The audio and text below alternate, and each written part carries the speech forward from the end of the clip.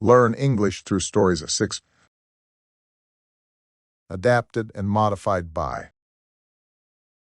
Kulwant Singh Sandhu. Contents: 1. Father Grumbler. 2. Grammar page. 1. Father Grumbler.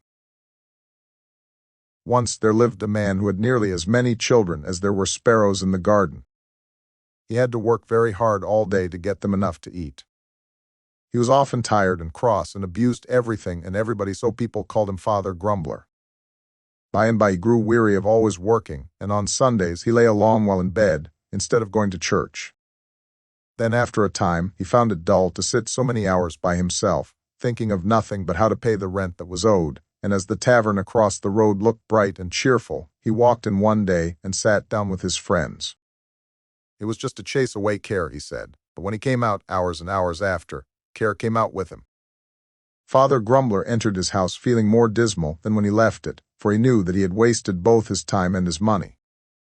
"I will go and see the holy man in the cave near the well," he said to himself, "and perhaps he can tell me why all the luck is for other people and only misfortunes happen to me." And he set out at once for the cave. It was a long way off, and the road led over mountains and through valleys, but at last he reached the cave where the holy man dwelt and knocked at the door. "Who is there?" asked a voice from within. "It is I, holy man, Father Grumbler, you know, who has as many children as sparrows in the garden. Well, and what is it that you want? I want to know why other people have all the luck, and only misfortunes happen to me." The holy man did not answer, but went into an inner cave, from which he came out carrying something in his hand. "Do you see this basket?" said he. "It is a magical basket, and if you are hungry you have only got to say, 'Little basket, do your duty,' and you will eat the best dinner you ever had in your life. But when you have had enough, be sure you don't forget to cry out, 'That will do for today.' Oh, and one thing more, you need not show it to everybody and declare that I have given it to you. Do you understand?" Father Grumbler was always accustomed to thinking of himself as so unlucky that he did not know whether the holy man was not playing a trick upon him, but he took the basket without being polite enough to say either thank you or good morning and went away. However, he only waited till he was out of sight of the cave before he stooped down and whispered, little basket, do your duty." Now the basket had a lid so that he could not see what was inside, but he heard quite clearly strange noises, as if a sort of scuffling was going on. Then the lid burst open, and a quantity of delicious little white rolls came tumbling out one after the other, followed by a stream of small fish already cooked. What a quantity there was, to be sure! The whole road was covered with them, and the banks on each side were beginning to disappear. Father Grumbler felt quite frightened at the torrent, but at last he remembered what the holy man had told him and cried at the top of his voice, "Enough, enough! That will do for today." And the lid of the basket closed with a snap. Father Grumbler sighed with relief and happiness as he looked around him, and sitting down on a heap of stones, he ate till he could eat no more. Trout, salmon, plaice, soles, and 100 other fishes whose names he did not know lay boiled, fried, and grilled within reach of his hands. As the holy man had said, he had never eaten such a dinner. Still, when he had done, he shook his head and grumbled, "Yes, there is plenty to eat, of course, but it only makes me thirsty, and there is not a drop to drink anywhere." Yet somehow, he could never tell why, he looked up and saw the tavern in front of him, which he thought was miles and miles and miles away. "Bring the best wine you have got, and 2 glasses, good mother," he said as he entered, "and if you are fond of fish there is enough here to feed the house, only there is no need to chatter about it all over the place. Do you understand, eh?" And without waiting for an answer he whispered to the basket, little basket, do your duty." The innkeeper and his wife thought that their customer had gone suddenly mad, and watched him closely, ready to spring on him if he became violent, but both instinctively jumped backwards, nearly into the fire, as rolls and fishes of every kind came tumbling out of the basket, covering the tables and chairs and the floor, and even overflowing into the street. Be quick, and pick them up," cried the man. "And if these are not enough, there are plenty more to be had for the asking." The innkeeper and his wife did not need to be told twice. Down they went on their knees and gathered up everything they could lay hands on. But busy though they seemed, they found time to whisper to each other, If we can only get hold of that basket, it will make our fortune." So they began by inviting Father Grumbler to sit down at the table and brought out the best wine in the cellar, hoping it might loosen his tongue. But Father Grumbler was wiser than they gave him credit for, and though they tried in all manner of ways to find out who had given him the basket, he put them off and kept his secret to himself. Unluckily, though he did not speak, he did drink, and it was not long before he fell fast asleep. Then the woman fetched from her kitchen a basket, so like the magic one that no one, without looking very closely, could tell the difference, and placed it in Father Grumbler's hand, while she hid the other carefully away. It was dinner time when the man awoke, and jumping up hastily, he set out for home, where he found all the children gathered around a basin of thin soup and pushing their wooden bowls forward, hoping to have the first spoonful. Their father burst into the midst of them, bearing his basket and crying, "Don't spoil your appetites, children, with that stuff. Do you see this basket? Well, I have only got to say, little basket, do your duty, and you will see what will happen. Now you shall say it instead of me for a treat." The children, wondering and delighted, repeated the words, but nothing happened. Again and again they tried, but the basket was only a basket, with a few scales of fish sticking to the bottom, for the innkeeper's wife had taken it to market the day before. "What is the matter with the thing?" cried the father at last, snatching the basket from them and turning it all over, grumbling and swearing while he did so, under the eyes of his astonished wife and children, who did not know whether to cry or to laugh. "It certainly smells of fish," he said, and then he stopped, for a sudden thought had come to him. "Suppose it is not mine at all? Supposing, the scoundrels!"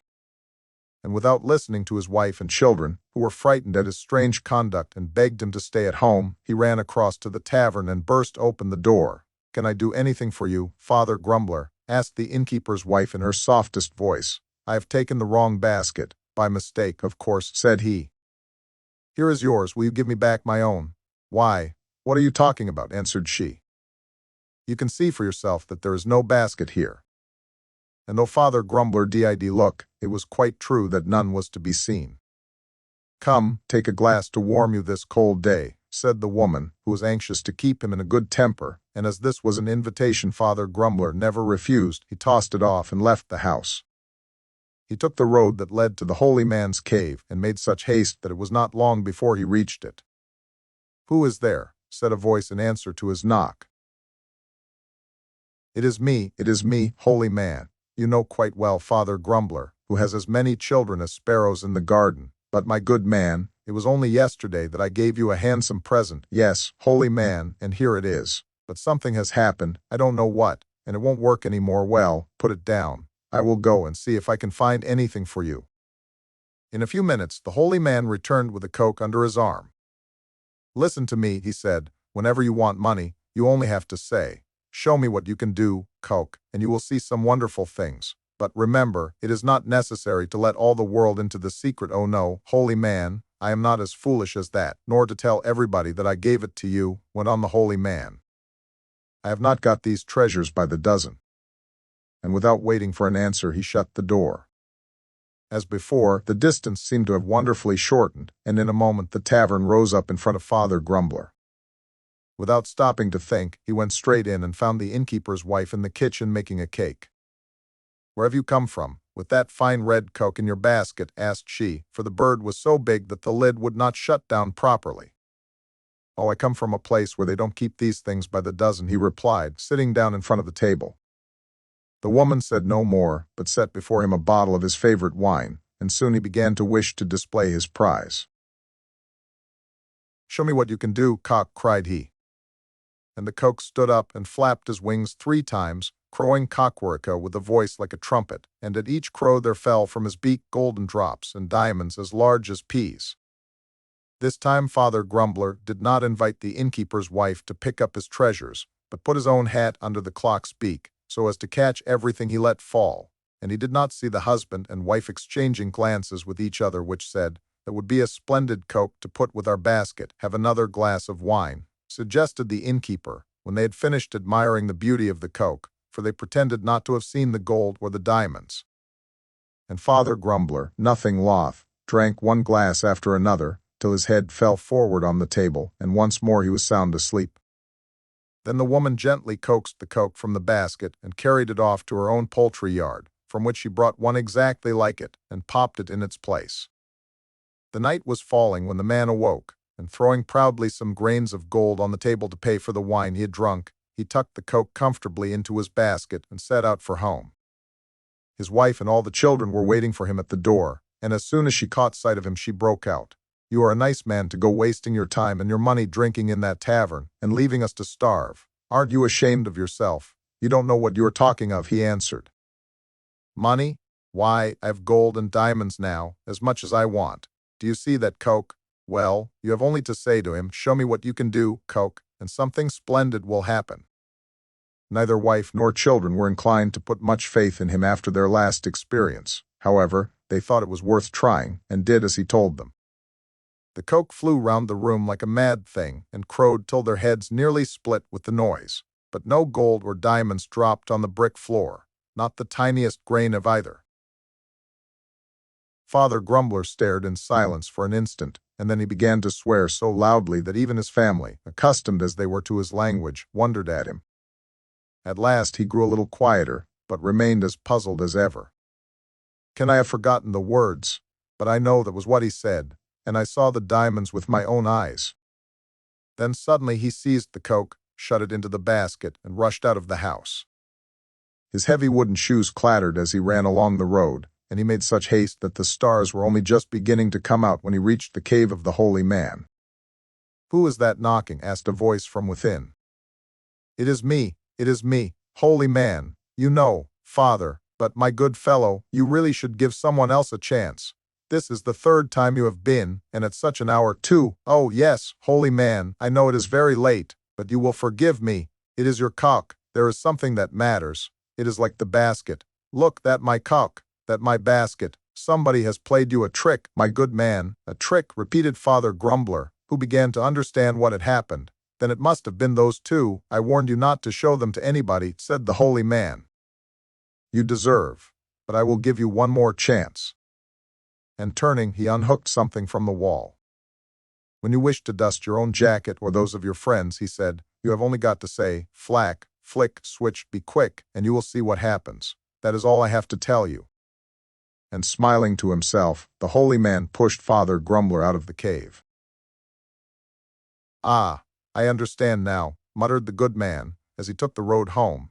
"But I think I've got you two rascals," and he hurried on to the tavern with his basket under his arm, and the coke and the switch both inside.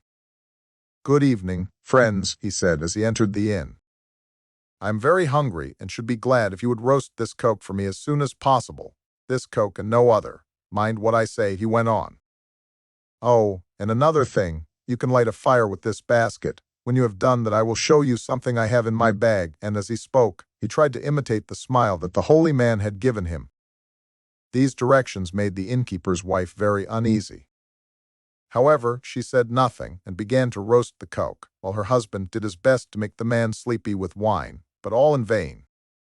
After dinner, which he did not eat without grumbling, for the coke was very tough, the man struck his hand on the table and said, "Now listen to me, go and fetch my coke and my basket at once. Do you hear? Your coke and your basket, Father Grumbler." "But you have just my coke and my basket," interrupted he.